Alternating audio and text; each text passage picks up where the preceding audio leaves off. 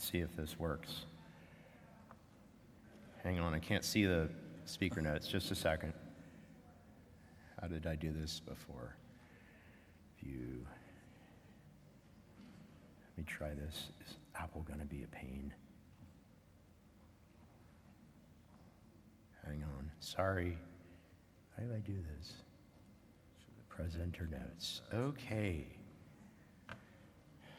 Good to go? I'm good to go. Thank you, Trey. Go ahead.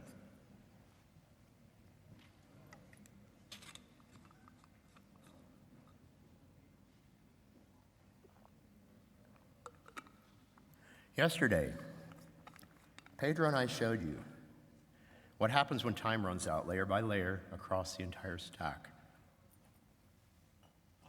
Today, I'd like to show you why we keep running out of time in the first place. The problem isn't better code, it's not more compliance, it's not the protocols, it's not even the clocks. The issue is this: you can't buy coherence, you can't purchase coordination, you can't throw money at trust and expect it to appear. You build those things over time, or you don't have them when 2038 arrives. See, our agency lies in understanding a pattern that's been playing out for thousands of years, from Ibn Khaldun's Damascus to Hitler's Eastern Front, to the server room where I took down a network at age 14. Every empire, every network, every system eventually grows until complexity itself becomes the enemy. Hang on, why isn't it going forward? Excuse me. But there's a pattern, and once you see it, you can't unsee it. Here, Morty, let me show you. We live and die, by and for, metaphor. Everyone knows Godwin's law. The longer an online discussion goes on, the closer someone gets to Hitler. We laugh at this like it's a meme, but what Godwin really discovered wasn't about Hitler at all. It was about entropy, about what happens when coherence runs out. The second law of thermodynamics says that every closed system tends toward disorder, and our conversations are no different. Without new energy input in the form of moderation, shared community norms, and trust, every discussion decays into noise. Eventually, all nuance collapses into inescapable gravity wells of outrage and certainty. Repeats. But once you see it coming, you can still do something about it. In machine learning, overfitting happens when a model learns the data too well, compresses noise into phantom signal. The fit becomes perfect and utterly useless. We humans do this too. When complexity spikes, our brains start drawing faces in the static. Pattern recognition mutates into superstition, conspiracy, ideology. This isn't madness, it's math. The discipline is learning to travel light, holding our frameworks loosely enough to revise them when reality pushes back. But sometimes, the noise does hide a deeper symmetry. The line between madness and insight is only visible sometimes in hindsight. So let's go back to the 1970s. Mathematician John Mackay spots something impossible. The monster group, the largest symmetry ever found in mathematics, seemed to echo modular functions, the equations that describe vibrating strings in higher dimensions. Two completely different worlds. No reason why these areas should interact. But then John sees this one number, 196884, but that's 196883 plus 1. And he refuses to dismiss this as a coincidence. Everyone thought he'd overfit. Faces in the static. Decades later, the pattern still holds. The monster's hidden symmetries match the equations describing strings vibrating in dimensions we can't see. The biggest discrete structure in mathematics, 8 times 10 to the 53rd, bigger than all the atoms in Jupiter, somehow fits inside a single vibrating string. Monstrous moonshine taught us that the universe is stranger than we know, and what looks like noise may be signal viewed from the wrong angle. Not every overfit is madness. Sometimes it's revelation. Sometimes the universe rewards those who see patterns others dismiss. The trick is staying humble, knowing you might be wrong. while refusing to stop looking. Or as Rick would say, that's why we keep the portal gun charged. Mathematics shows a symmetry across universes. Militaries show a symmetry across humans. Auftragstaktik is a concept born in the Prussian army. It's the art of leading by intent, not orders. See, in complex systems, you can't transmit commands fast enough to keep up with reality, but you can transmit doctrine, intent, and trust. That's how you turn entropy into emergence. Now here's the twist.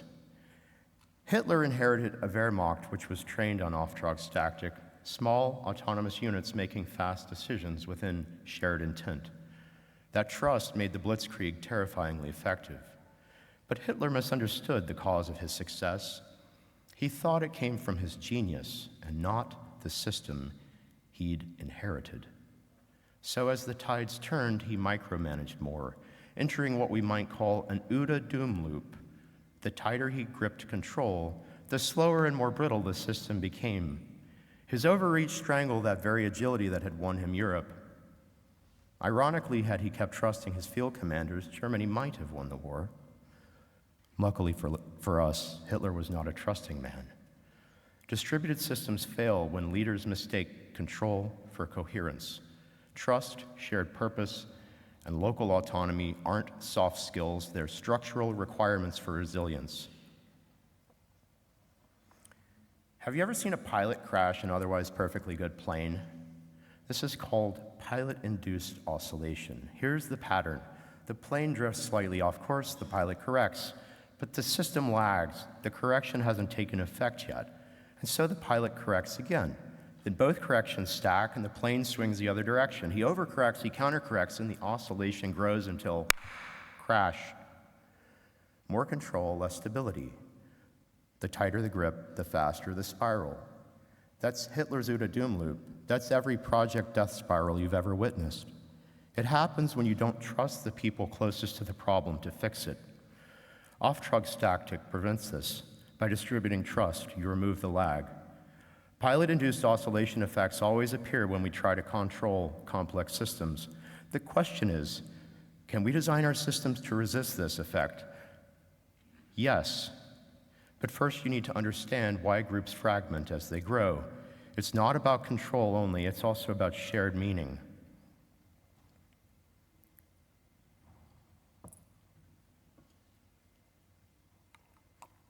See, every group has an Overton window. Two questions define it. What are we about? This is core identity. What are acceptable ways of being us? Behavioral boundaries. Think about high school. Some group of theater kids who say, we're about performance and creativity. Drama's cool. Shakespeare's the greatest of all time.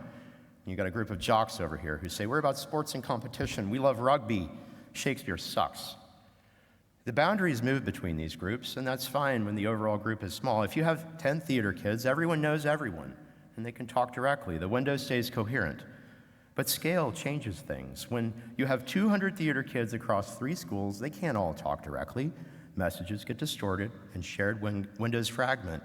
School A thinks we're about immersive theater. School B thinks we're about theater as activism. Eventually, they stop recognizing each other as the same group. It's not because people are bad. It's because of basic human cognitive limits, combined with the fact that communication latency grows as the group size increases. Distance becomes delay, delay becomes drift, drift becomes fragmentation. This is why empires fall, why acquired companies lose their culture, and why religions split. When the shared Overton window fragments, group cohesion collapses. And if you think that sounds abstract, remember, this plays out every Friday family movie night. Whenever a group of hungry primates tries to decide what type of pizza to order, this is just dinner. Whenever they must first decide how to decide what pizza to order, this becomes politics. Politics isn't disagreement about the pizza. It's disagreement about the process, how we decide.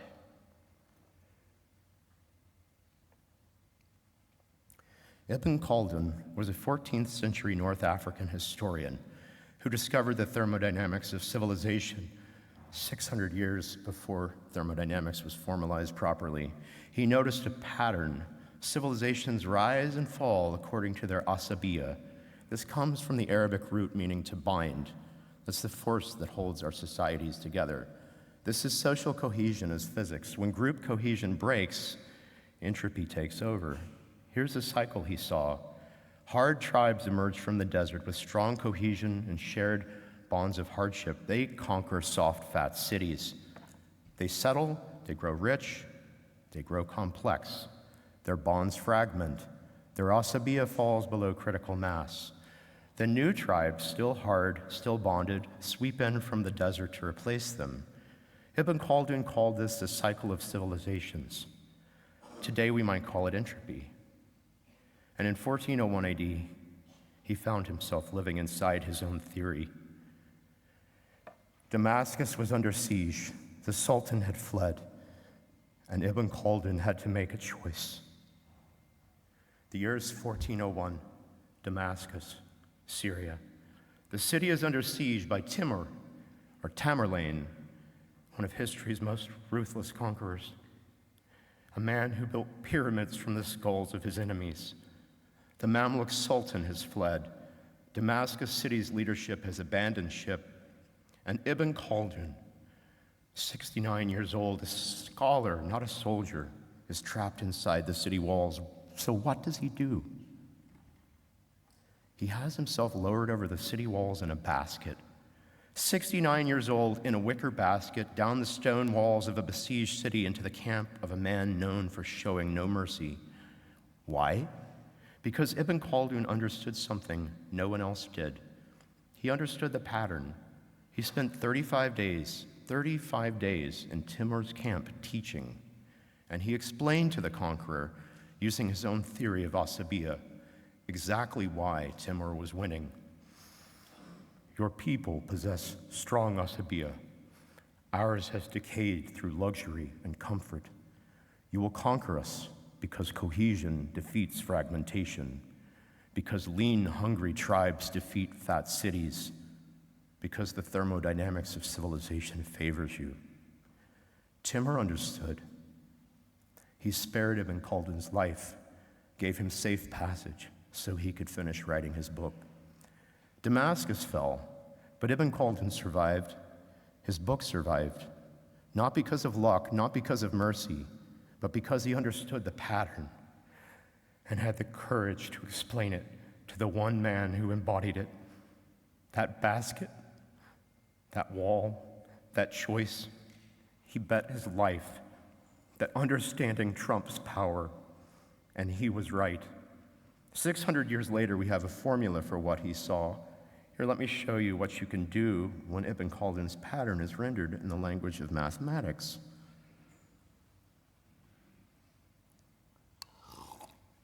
Here's Nomad's razor. The simplest system is usually the most resilient. See, in complex interdependent systems, advantage flows to those who can operate with less need for internal coordination. Mathematically, this is expressed as R equals CXM over S. R stands for resilience, the ability to survive and adapt. C is coherence, shared intent, trust, communication bandwidth. M is mobility, how fast you can decide, how fast you can move. S is surplus, complexity, territory, dependencies, everything you must maintain. When surplus grows faster than coherence or mobility, resilience collapses. That's why rejecting non-load-bearing complexity isn't minimalism, it's survival. You want to maximize your coherence and your mobility while minimizing non-load-bearing surplus. History keeps proving this equation. Nomads operate with high resilience. Their coherence is high from shared hardship and tribal bonds. Their mobility is high. They're on horseback. They're mobile. They're fast. They're adaptive. And their surplus is low. They have little to defend, little to lose, and few dependencies. And hence their resilience is high. They move. They thrive. Empires invert this equation. Coherence falls with growth as identity fragments. Mobility slows as bureaucracy replaces agility. And surplus explodes in the form of borders, colonies, and trade. Hence, resilience trends toward zero. This is why Timur conquered from Mongolia to the Mediterranean, and why Ibn Khaldun knew he would. Ibn Khaldun spent his entire life studying how civilizations rise and fall, how cohesion decays into entropy. In 1401, as the city walls of Damascus were failing, he realized, if I die, this idea dies, and this idea is too important to die. This idea could save future humanity as a species. And so Ibn Khaldun, 69 years old, bravely climbed into that wicker basket and had himself lowered over the city walls of Damascus, not to save himself, but to save the theory of civilization itself. He was describing Nomad's razor 600 years before the mathematical language he needed existed. His gambit worked, his idea survived, and now I'm here with you today doing what he did, because Timur is coming again in 2038, and this time we have the language to understand it. So I'm entrusting this to you. You all be stewards and carry this idea forward. Build systems that expect entropy, designed for resilience and not for perfection. This is Nomad's razor. So Ibn Khaldun figured out civilizational thermodynamics before we even had steam engines. Now you see it today. Damascus still fell. Knowing this pattern doesn't change the outcome by itself. It does inform how you react, though. You can build systems that anticipate entropy, that distribute trust before complexity kills you. Ibn Khaldun saw this pattern in civilizations. We're about to see it in networks, protocols, and time itself. Same math, different substrates. Here, let me show you how I learned this the hard way. A server room, age 14. Imagine me in a necktie. You're standing in a server room. Fluorescent lights humming, fans whirring like a hive of mildly annoyed bees. You see one innocent checkbox, disable spanning tree. Looks harmless. Maybe it's slowing things down. You can always turn it back on later, right? Wrong. The network becomes self-aware and decides to eat itself. Switches melt down in a broadcast storm. Your console freezes. You can hear the packets colliding in the air, whispering, "You did this to yourself." That's what it feels like to disable spanning tree on a live network. It's the IT equivalent of dividing by zero in production. That invisible layer of trust holding everything together is just gone. This actually happened to me. I was 14, a junior sysadmin. 33 years ago, a standard metric Jesus of doing IT, fixing other people's broken computers. I learned the hard way that distributed systems require coordination, or they devour themselves. Now imagine that at planetary scale. That's 2038. That's what systemic risk feels like from the inside. So what is spanning tree anyway? It's a protocol that prunes loops within a network so that only one active path exists between the nodes. If you kill it, the frames circle forever, bandwidth becomes entropy, and the network collapses. Spanning tree is asabiya for networks, the invisible trust fabric that prevents entropy from eating everything. Now scale that trust fabric to markets, to routing protocols, to time itself. What happens when our invisible coordination layer fails? We're all about to find out.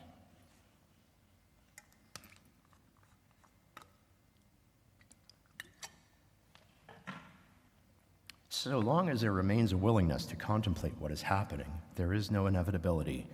Alfred Whitehead. Markets are networks of belief riding on a coordination backplane. Metcalfe's law says that the value of a network grows with the square of the number of connections, n to the second. Each new node compounds the total potential value. That's what fueled the internet boom. That's what underwrites our digital economy today. But here's the snag. When a network decoheres, when time desyncs, when routing fails or DNS collapses, that same power law runs in reverse. Connections don't just lose value, they destroy one another. Each failed link cascades upward until consensus itself fragments.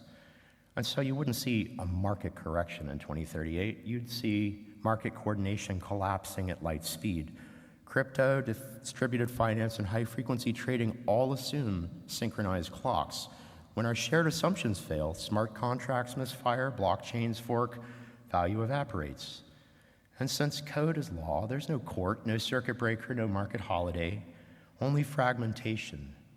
The irony here is exquisite. A trillion-dollar industry built on trustless systems still trusts the one thing we've never properly stress-tested, the coherence of the actual internet itself.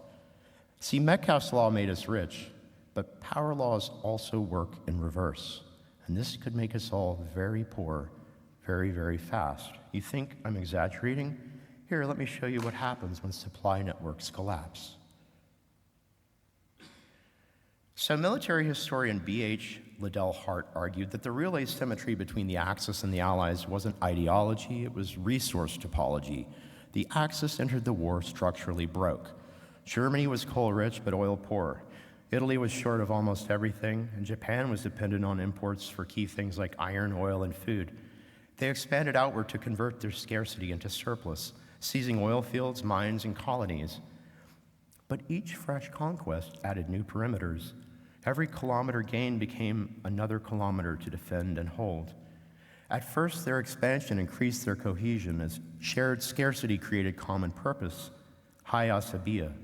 But as occupation spread, their internal coordination costs grew faster than their returns, and by 1942, the system hit a tipping point. Surplus became a tax surface, mobility became inertia, cohesion decayed under logistical latency. You can model this using a single expression. Resilience equals coherence times mobility divided by surplus. As surplus rises faster than trust or agility, resilience collapses. When Germany and Italy fell, Japan's network cohesion collapsed as its industrial metabolism was cut off from key fuel, ore, and trade routes. An empire became an island again. Connectivity turned to constraint, and surplus became entropy. That's not just history, that's physics. Our digital and economic networks obey the same law. When complexity outpaces cohesion, collapse isn't ideological, it's inevitable. Surplus without trust becomes a tax surface. Topology determines our fate, and that's for the general case. Scale is subsidized by coherence until it isn't. See, coordination has a carrying capacity. Systems grow, nations, networks, empires. Surplus explodes. At first, this feels like triumph. We have more people, more capability, more power. But beneath that cost, that growth, another force awakens, the hidden cost of scale. Every added person isn't just another connection. Connections grow as n squared. A city of 10 million doesn't think 10 times faster than a city of 1 million. It thinks 10,000 times noisier. That's why empires eventually suffocate on their own complexity. At small scales, trust is personal. Everyone knows everyone. But as populations swell, identity becomes abstract. The center drifts from the periphery. Rome doesn't understand us. Mobility slows. Even as wealth increases, resilience decays. See, early Rome was small, coherent, and mobile with high resilience. Citizen soldiers shared purpose. They conquered the Mediterranean and imposed a better operating model. But as the empire grew, Rome shoved everyone inside the same Overton window, same laws, same language, same governance. At first, this manufactured cohesion. This generated real value at scale. But as occupation spread, internal coordination costs within the empire grew faster than returns. Cohesion fell, mobility slowed, surplus exploded, and by AD 400, resilience was approaching zero. The West collapsed, and then Latin became a dozen different languages. So this equation predicts three possible outcomes in such situations. 1, authoritarian control, attempt to force group cohesion through coercion. 2, fragmentation, uncontrolled collapse, desolation, destruction. 3, distributed governance, federation, networks, delegation, trust. Sometimes fragmentation isn't failure, it's the immune response to excess scale. The East, Byzantium, recohered after Rome's collapse, smaller, denser, and more adaptive. A high resilience fragment from a low resilience decay. And Byzantium survived another 1,000 years. This is an example of fragmentation as continuity. We've done something similar with globalization and the internet. We shoved everyone into the same digital Overton window, same protocols, same time systems, same infrastructure, same memes. And now we're approaching the same coordination carrying capacity limits that hit Rome in 400 AD.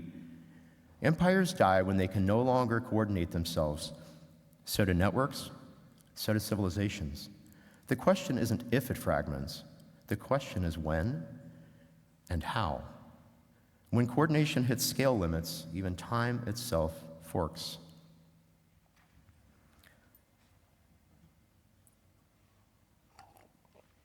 So here's a fun fact about coordination failures. Christianity, arguably the world's most successful coordination project and the official worldwide Jesus fan club, can't even agree on when to celebrate their founder's resurrection. Eastern and Western churches forked the calendar namespace in 1054 AD. They disagreed on two key dates, Christmas and Easter, a few other things as well. And they've been running separate calendars ever since. 2 Easter dates down, 363 to go. That's how much namespace capacity remains for future calendar forks. You know, just in case. The church doesn't know when Jesus was born. They don't know exactly when he died. So in 325 AD, they created an algorithm, the computus, to calculate Easter. This algorithm assumed that the spring equinox would fall on March 21st, but interestingly, in 2038, it doesn't. It falls on March 20th. This one day off results in 4 weeks of divergence. For 2038, the astronomical calculation says Easter should be March 28th. The Western ecclesiastical calendar says April 25th. That's 4 weeks apart.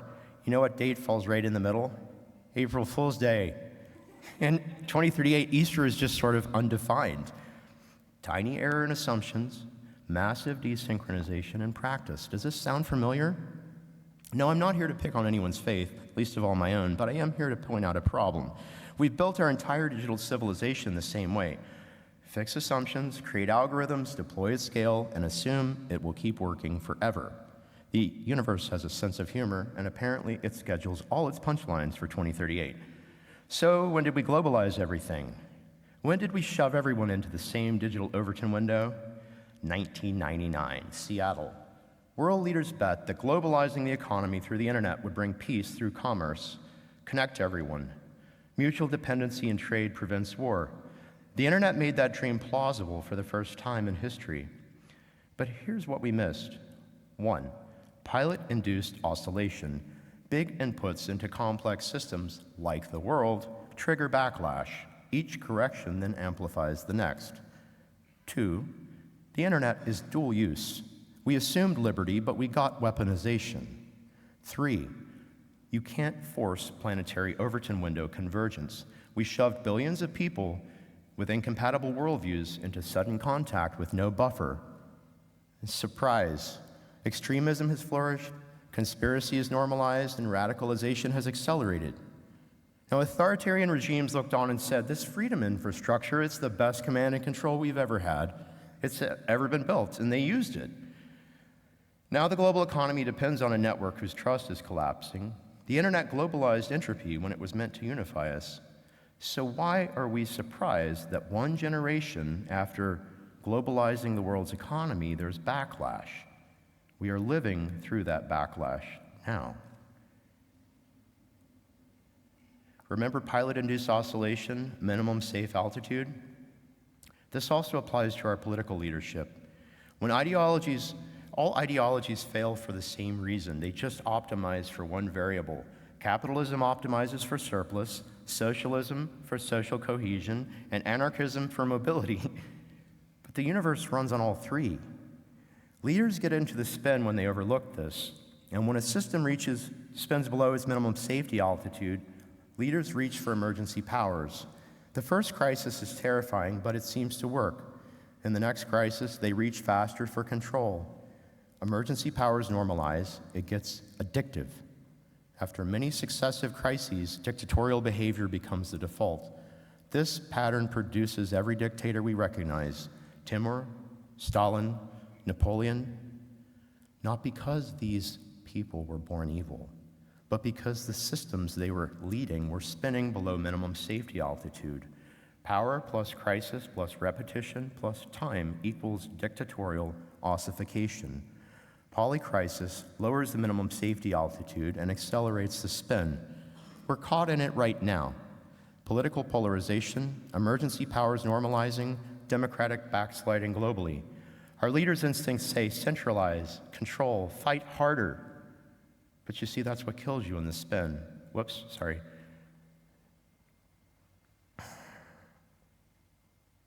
No one is born a tyrant, but every system spinning below minimum safety altitude will create one. And when dictatorial leaders run out of internal enemies, they find external ones. When resilience falls below minimum safety altitude, our leaders face a stark choice. Work gradually loses meaning within the system. People numb out by consuming their surplus, resources drain, an economic crisis soon follows. The crowd shouts out, "Fix this now." Option one, tell the truth. You are part of the problem. You burned your surplus. We all need to change. We all need to raise our resilience. Response, you're fired. Option two, name a villain. They are the problem. Eliminate them and prosperity surely returns. Response, finally someone gets it. Which option keeps the leader in power? Option two every time. That's how genocides begin, how wars start. Not from unique evil, but from the same feedback loop. Falling resilience, falling meaning, depression, crisis, blame, war. Rwanda in the 1930s, Rwanda in the 1990s, Germany in the 1930s, USSR purges. The pattern repeats throughout history, and we're in it now. Meaningless work, rising depression, crisis brewing, 2038 accelerating it all. Strawmen already defined. The next step in that pattern? War, internal or external, unless we break the pattern. See, James Baldwin, the writer, once said, "Not everything that is faced can be changed, but nothing can be changed until it is faced. Knowledge enables our agency, but only if we choose to use it. And if that feels abstract, here's how that same pattern almost killed me once.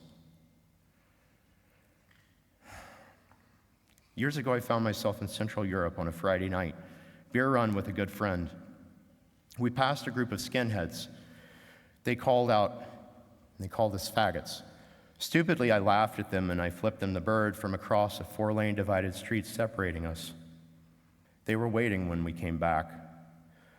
Someone grabbed my shoulder from behind, spun me around, hit me square in the glasses.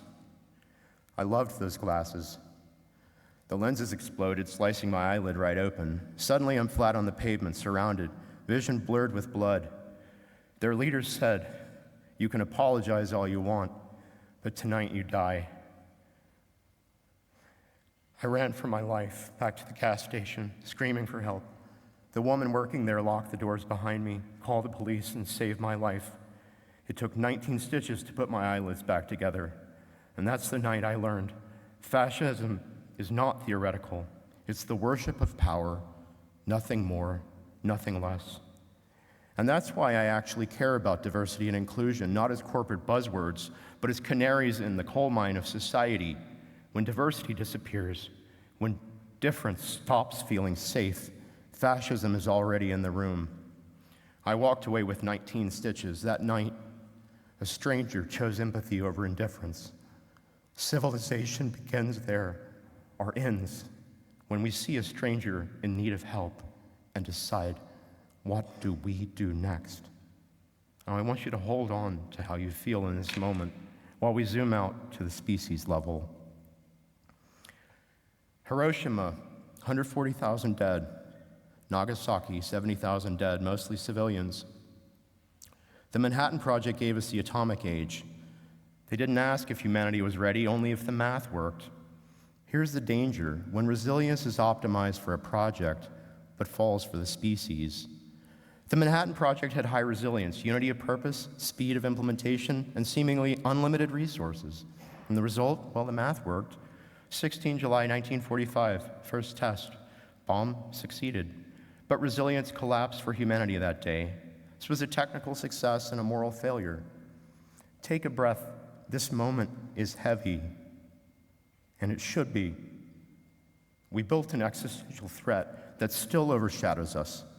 Now, these people were exhausted, and they were frightened, and entirely human, trapped in their amygdala, just like we are now. This is thermodynamics playing out at civilizational scale. We increase system entropy, disorder, danger, and existential risk faster than we could build the coordination capacity to manage it. We chose destruction in 1945. Are we choosing it again in 2025? 2038 approaches, polycrisis accelerates, and emergency powers normalize. Are we the baddies now? That depends on what we do next. I hope everyone here knows Vint Cerf and John Postel. They built the internet. They didn't ask if it would underpin civilization. They asked whether the packets would survive a crash. And in that frame, Postel's principle made complete sense. Be conservative in what you send and liberal in what you accept. That single sentence defined the internet's DNA. It bootstrapped connectivity, but it also baked insecurity into the foundations. The context was 1970s America. Interoperability was their goal.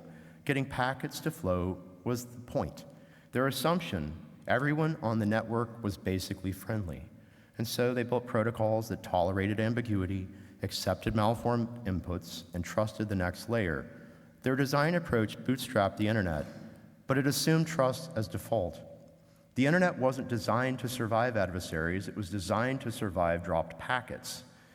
And now we're here. Global network, billions of users, many of them adversaries, running on protocols that assumed everyone was friendly. In Nomad's razor terms, you might say that cohesion stayed linear because trust doesn't scale, while mobility went exponential with surplus, and as a result, resilience is collapsing. So the internet optimized for interoperability, but interoperability at scale became vulnerability. They made the best choice they could with the information they had, just like we're doing today. That's the pattern, and that's our warning. Before we talk about what comes next, I need to introduce you to someone important. Her name was Charlotte Perrine. In 1964, at RAND Corporation, she proved distributed networks could survive attack using Monte Carlo simulations and octal assembly on punch cards. And what she proved, if you distribute routing decisions and let each node decide locally, the network could still lose half its nodes and continue passing traffic. Lose half, still work. That proof convinced DARPA to fund ARPANET, which became the internet, which became everything. She passed in 2023. You know how I found out? They called her the grandmother of the internet in a real estate listing for her house. Charlotte Perrine did the math. Her code proved the internet would work, and we owe her, and we're going to honor her by understanding why her work matters now more than ever. Because she was thinking about surviving nuclear war. We inherited that network and used it to trade cat memes. But here's the question nobody seems to ask anymore. Can the internet still survive what it was designed to survive? When 2038 hits and time infrastructure breaks, will Charlotte's distributed routing still save us? That's what we're all about to test. Gentlemen, you can't fight in here. This is the war room. Stanley Kubrick, Dr. Strangelove, 1964. The same year that Charlotte Perrine proved that distributed networks could survive nuclear attack, Kubrick showed us the absurdity of mutual assured destruction, and Charlotte showed us how to survive it. We built the internet for World War III. The Charlotte Perrine Memorial Study will test if her 1964 proof still holds in 2038. Spoiler alert, it probably won't. But we need to know how network consensus fails so we can try to fix it before it does. And also you have to ask the question, what happens in Rick and Morty world when everyone has a portal gun? So here's why just fix all the software bugs isn't a thing, the halting problem proven by Alan Turing in 1936. Can you write a program that tests whether other programs will exec and exit cleanly or loop forever? It seems like you should be able to do this, just analyze the code. This seems like basic-ass static analysis capability. But what Turing proved is that no program can determine for the general case whether all programs halt, which means no, you can't just fix all the bugs, because determining whether something is a bug can be mathematically undecidable, effectively undefined. You can analyze specific programs, you can reduce complexity, you can test extensively, and you should, but you cannot guarantee correctness for all your code. The mathematics forbids it. And so when security experts like ourselves say, just fix the software, essentially we're demanding the impossible, which means you cannot design against failure, you must design for it. Accept that your systems break, build resilience into your designs, plan for entropy, plan for adaptation. That's not pessimism, that's math. And to understand why, we need to go visit Kurt Gödel.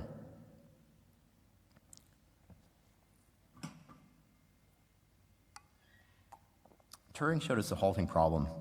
Gödel showed us something more fundamental. The incompleteness theorems, 1931. First theorem, any formal system powerful enough to do arithmetic, for example, software, will always contain true statements it cannot prove. You cannot have a complex system that is both complete, proves all truths, and consistent, has no internal contradictions. You must choose one, you can't have both. Second theorem, no system can prove its own consistency. You cannot use mathematics to prove mathematics. You must assume your axioms. You must accept uncertainty, which means there will always be edge cases, undefined behaviors, emergent failures. You cannot design for perfection. You must design for inevitable failure. And so Turing showed us we can't prove correctness. Gödel showed us we can't prove consistency. Together they prove that secure by design software rests on a logical contradiction. Provably complete, as in all expected functionality works. Provably correct, no exploitable bugs. But you can't have both.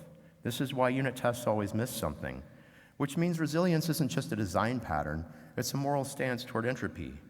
And that's not philosophy. There are hard empirical limits to how much complexity any system can coordinate. Precisely defined limits. Here, let me show you. Turing and Gödel showed us formal limits, but there's an even deeper system constraint. In 2004, two network scientists, Ricard Soleil and Sergei Valverde, discovered something remarkable. They measured hundreds of real-world networks, metabolic pathways, electronic circuits, software graphs, the internet. Every viable network clustered in a narrow band of the entropy noise space. Outside that boundary, no stable networks exist. Not rare, not difficult to build, thermodynamically impossible. See, there's a Goldilocks zone for coherence. Remember, resilience equals coherence times mobility over surplus? What Soleil and Valverde found echoes the same pattern. When system noise exceeds critical thresholds, networks don't degrade gradually. They phase transition out of viability.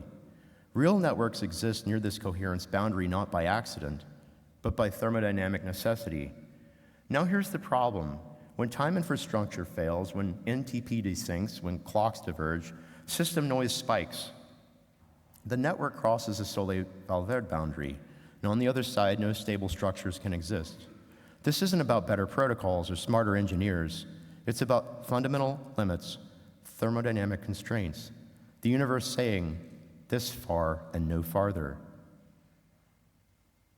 So if you walked in here today feeling burned out, I would submit to you the definition of meaningless work is attempting Sisyphean tasks, rolling that stone up the hill only to have it roll back over you time and time again. Your instincts were correct. You have been trying to solve impossible problems. We grounded our entire world on literal sand, but we still have agency. We still have mobility, we still have coherence, we still have surplus. We still have each other, which means we still have choices. So let's talk about where we go from here.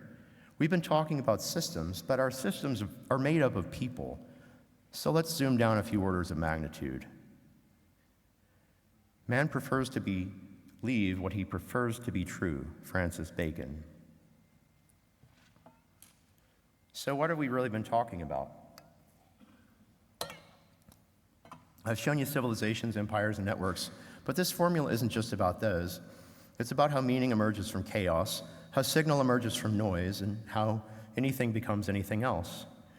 On a personal level, take your experiences, your drama, your trauma, your raw life input. This is your surplus. Mobility represents time for processing and space for reflection. Coherence is the story you tell yourself about yourself, the framework which you apply to make sense of it all. And resilience is the wisdom that emerges over time. Given the same trauma, you can have radically different outcomes. Without processing, your mobility and coherence stay low, and it leads to PTSD and burnout. With processing, your mobility and coherence increase, with resilience and wisdom and growth as a result. This is why therapy works. This is why time heals. See, incoherence is incompressible. It's random. You literally cannot be as big of a person inside if you're not integrated. A house divided against itself cannot stand. Did you happen to notice, though? I'm not just teaching you this formula. I'm using this formula to teach you this formula. Surplus is everything I've thrown at you, a lot of material. Mobility is the time we've spent together. Coherence is this formula as a through line, and resilience is this understanding perhaps emerging within you. You're perhaps experiencing this right now. So please carry this tool with you. Remember, you can't always control your surplus, but you can increase your mobility, and you can increase your coherence. And when you do, resilience and wisdom increase. This is what Ibn Khaldun understood. And this is what you understand now. But remember, all tools are dual use. If applying this increases voluntary participation, transparency, and human dignity, it's high resilience use. If it's extractive, coercive, or concealing, it's low resilience misuse. This formula doesn't have ethics built in. You bring those yourself. Choose wisely. So here's something which you might have noticed. Good, fast, cheap. Pick two. The iron triangle of project management. Good is coherence, fast is mobility, and cheap is low surplus. Same pattern, different words. See, we've been talking about the iron triangle of project management this entire time. Except it's not just projects, it's also trauma processing, startup disruption, it's why empires fall, it's why the internet is fragile, it's why 2038 matters. The iron triangle isn't just project management advice, it's thermodynamics applied to human coordination. Which means every project manager who's ever said, just pick two, was actually teaching you physics without knowing it. The universe keeps showing us the same pattern in galaxies, networks, organizations, and your next sprint planning. Not because it's a metaphor, it's just how reality works. When you try to maximize all three, good, fast, cheap, you're not just being unrealistic, you're trying to violate thermodynamics. And thermodynamics always wins. So the next time someone asks you to deliver something good, fast, and cheap, you tell them, I'm sorry, that's against the law. The second law of thermodynamics, and you'll be right. So everybody says attackers only have to get it right once. But that's not the real asymmetry. The real asymmetry is thermodynamic. The red team is a small crew with shared trust and high cohesion. They have freedom to maneuver inside your network, this is mobility. And they're running lean with disciplined surplus. The blue team has fragmented priorities and plus ones, low cohesion, change control choke points and ticketing systems, that's low mobility, coordination overhead, that's wasted surplus. It's not just that the attackers have it easier, no, it's that they're aligned with the physics, and we defenders are aligned with the paperwork. You can't brute force bureaucracy into resilience. You have to re-architect for coherence. Which means the blue team has to start thinking more like nomads and less like empires. And so we come to why you got to see Rick and Morty at all today. Here's something practical. I like a practical audience takeaway, even in a keynote. Here's something you might start on Monday. During COVID, my team at the Belgian National CERT was kind of burning out. Firefights, chaos, constant cortisol, stress. We needed a ritual that restored team coherence. I called it the Rick and Morty team ritual because, why not? It's relatable. But in fact, this is the entire point of my talk. This is why you got to see Rick and Morty today. It was a lead up to this. So here's how it works. Every week somebody is Rick, the anchor, the scribe, the decision keeper. This is the Rick role. Someone else is Morty, the first line shield for your team, who absorbs chaos, filters noise, and routes what matters internally. Rick stays Rick all week. Morty is Morty for short shifts, never more than a day, then rotates. But here's the key. You can't be Rick unless you've been Morty. It keeps everyone grounded. Because in the best-run restaurants, the owners and managers routinely schedule themselves for a busy Friday night dishwashing shift, and that way the kitchen always stays well-maintained. So then every Friday at 4:20, yes, 4:20, the most memorable time on the clock, there's a 10-minute meeting, no slides, no drama, just an email, enumerating the wins, the lessons learned, expressing gratitude for those who helped us get here, and next steps for the week to come. Morty writes it with input from the team and sends it to leadership, and the week ends with coherence, not cortisol. This works because it embodies the principle of off-trucks tactic, clarity of purpose, distributed trust, and minimal friction. Rick protects deep work for the team. Morty learns to find their voice and speak up. Leadership sees momentum, not mayhem. And here's my favorite part. Instead of shipping code to production at 4:57 for a dopamine hit, don't do that on Friday. You drop an appreciation bomb instead at 4:37. See, by Friday, everybody already knows what matters. This is coherence in practice. It's high resilience for your team. Now, quick reality check. This ritual works beautifully for small, high-trust teams, but once you get above 12, 15 people, then coherence grows exponentially harder. The coordination overhead spikes. Surplus starts eating your team alive. See, more small teams are better than fewer big teams. Even Jesus himself only tried to manage 12, and he still had a Judas situation. So don't treat this as a mandatory template. Treat it as one example of a coherence-building ritual which you can adapt. The deeper pattern is what matters. Structured rotation of responsibility, shared responsibility, and leadership by intent. A rhythm that lowers your stress each week and raises coherence just a bit with each repetition. Every team can create its own version of that.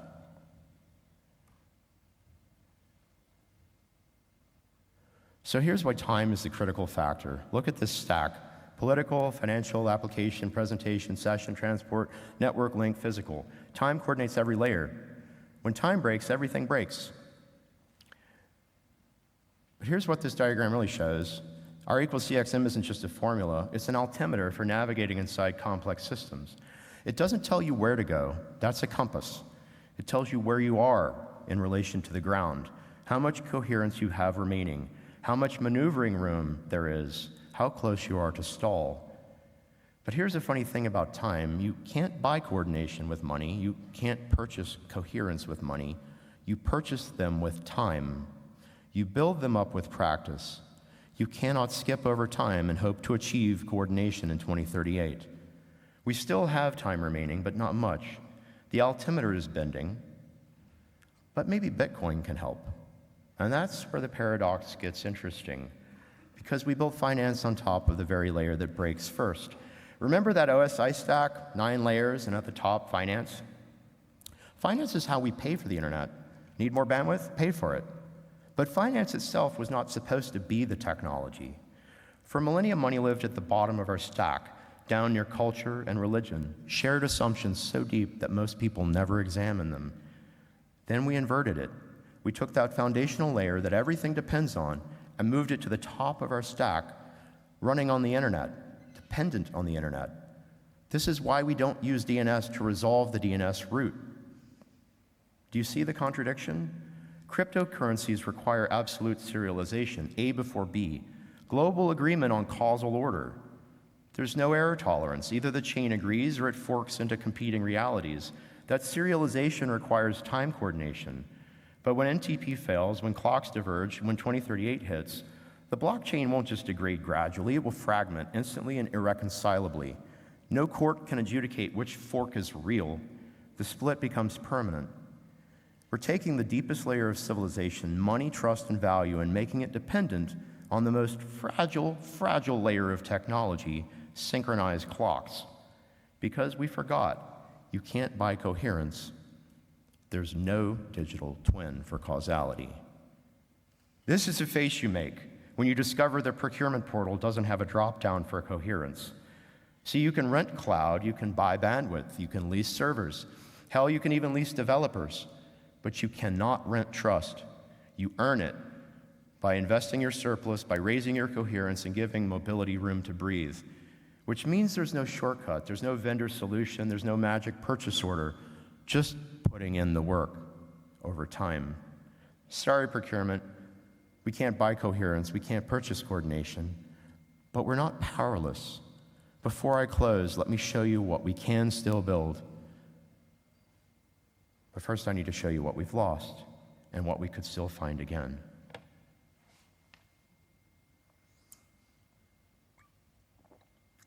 Before we talk about comes next, I need to tell you about 2 people. 2 mathematicians separated by 17 centuries, connected by a shared tragedy. 370 AD, Alexandria. Hypatia is teaching geometry at the Great Library. The last of the great ancient mathematicians, preserving Euclid, told me, Diophantus, When the mob comes, when they burn down the library, they brutally kill her as well. And with her dies over 1,000 years of accumulated human knowledge, the books, the theorems, the conversations between minds across centuries, gone. 1913, Madras, India. Srinivasa Ramanujan, a clerk with no formal training, writing theorems in notebooks by candlelight. Formulas that would take Western mathematicians decades to prove. Some they still can't prove. Completely isolated, no journals, no colleagues, no way to know if his work even mattered. Until one day he wrote a letter to G.H. Hardy at Cambridge. Hardy opened it, saw theorems which blew his mind. Some he couldn't even understand. He later wrote, "I had never seen anything in the least like them. They could only be written by a mathematician of the highest order." Hardy brought Ramanujan to Cambridge. They had 5 precious years of collaboration before Ramanujan's health failed, before he died aged 32, leaving behind work that mathematicians are still discovering implications of a century later. Do you remember monstrous moonshine? That impossible pattern we explored earlier between string supersymmetry and number theory? Mathematicians traced that back to formulas found in Ramanujan's notebooks. That bridge we found between the monster group and the J function, it existed because Hardy opened a letter from Madras. And if he hadn't, we might still be searching.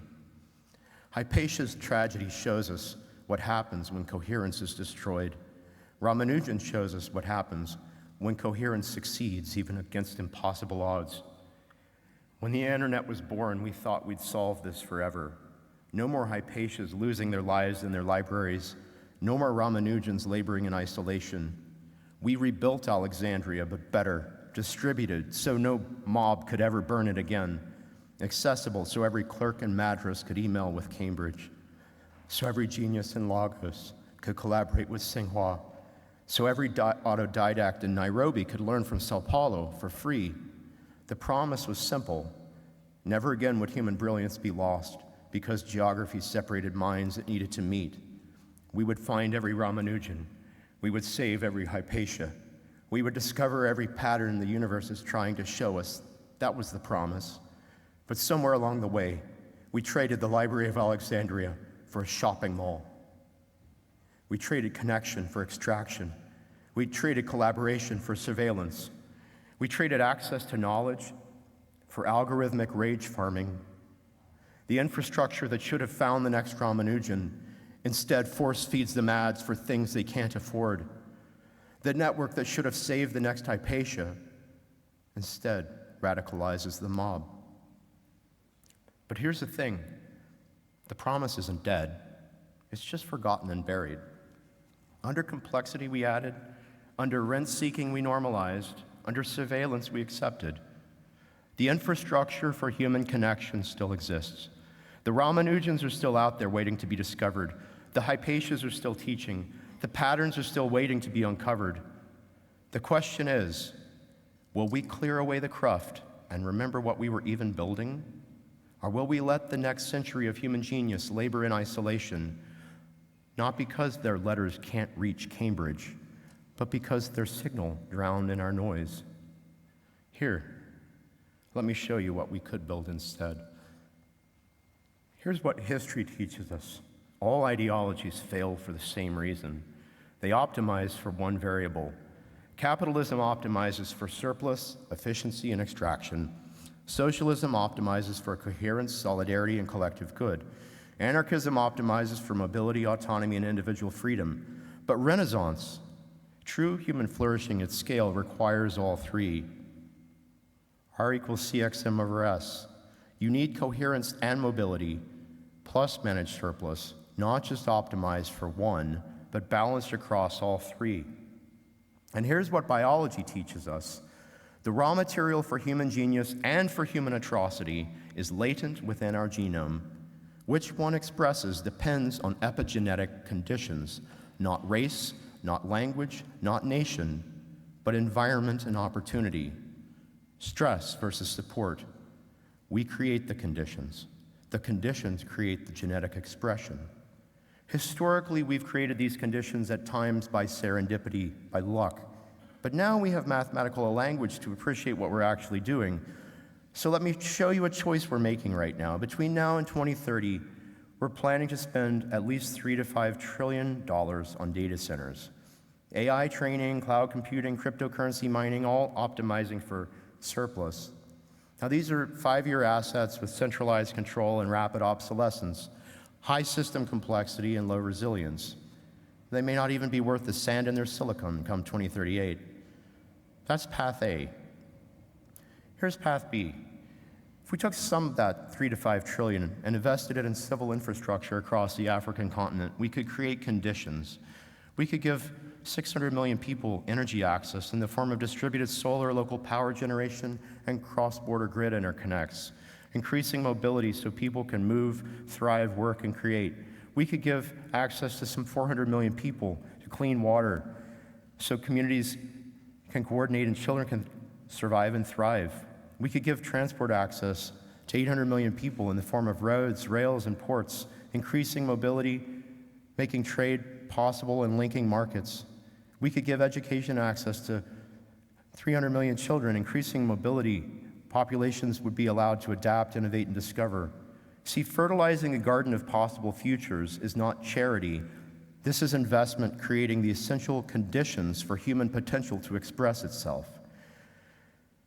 And come 2038, when time infrastructure fragments, those data centers, they may be expensive paperweights, but that African civil infrastructure would still be working in 2040. See, roads don't need NTP, solar panels don't need synchronized clocks, schools keep teaching, wells keep pumping, farms keep producing and shipping to market, because they were built for resilience, not optimized for value extraction, for efficient resource distribution, not centralization and control, for conditions that create renaissance, not extraction that creates collapse. That clean water, it enables the next Ramanujan to live long enough to write the letter. We should not just survive, we should thrive, to discover the pattern, to bridge the impossible gap, to show us what the universe is trying to tell us, to learn why monstrous moonshine, perhaps. We're not choosing whether to spend $3 to $5 trillion. We're choosing what conditions to create for our grandchildren, for renaissance or collapse, for genius or waste, for human potential or human tragedy. This equation is the same everywhere. The choice is ours, and we're making it right now, one investment at a time. What conditions will we create? Will we be able to look our grandchildren in the face and say, we chose well?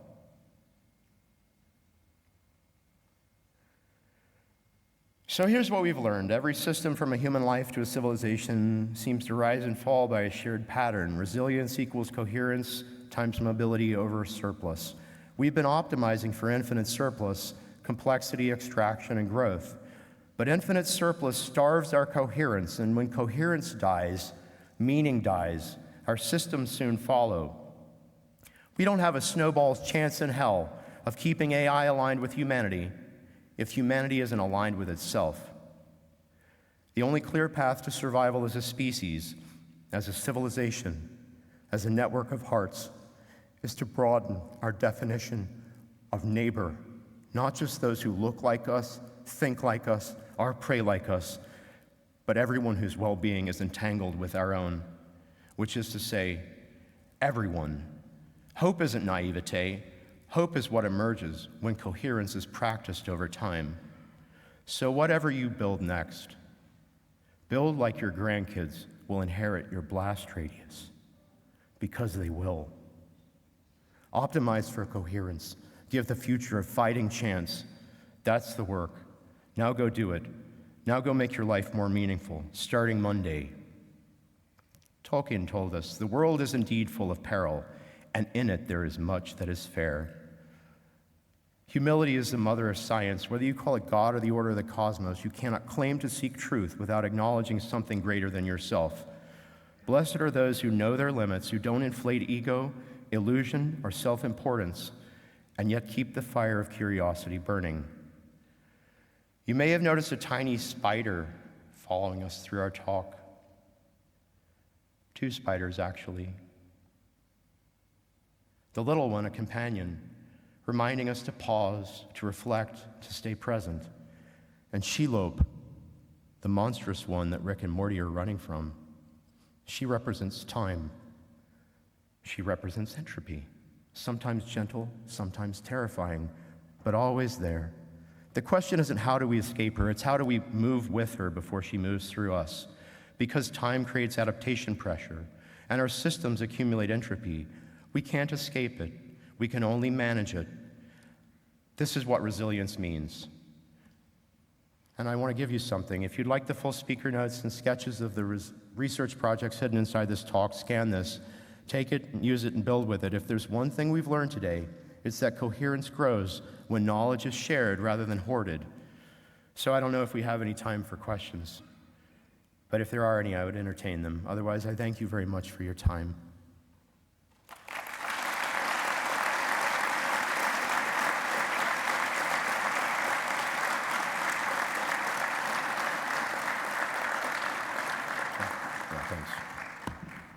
Thanks. Thank you very much, Trey. If you have any questions, please go speak to Trey. We'll need to move forward.